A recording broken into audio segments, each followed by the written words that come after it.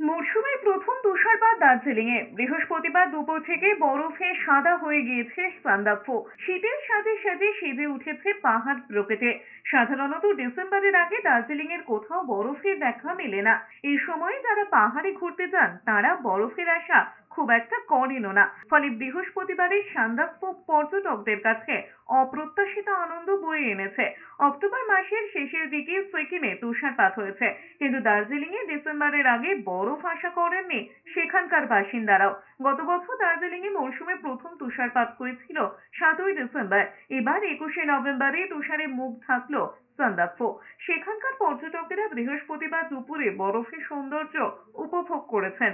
তুষারপাত চলাকালীন রাস্তায় বেরিয়ে বরফের উপরে হাঁটা চলা করতে দেখা গিয়েছে তাদের। মরশুমের এত আগে প্রথম তুষারপাত হওয়ায় আগামী দিনগুলির জন্য আশায় বুক বেঁধেছেন পর্যটন ব্যবসায়ীরা।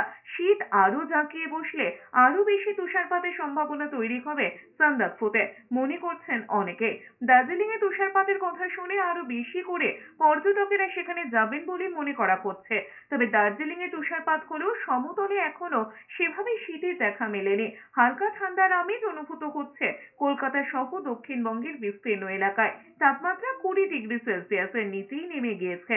আগামী কয়েকদিন নতুন করে পারদ পতনের সম্ভাবনা নেই বলে জানিয়েছে হাওয়া অফিস। দার্জিলিং এ গত সপ্তাহ থেকেই তাপমাত্রা 10 ডিগ্রির নিচে নেমে গিয়েছিল। এবার সান্দাকফুতে তুষারপাত হলো, যদিও দার্জিলিং এর অন্যত্র এখনো তুষারপাত হয়নি।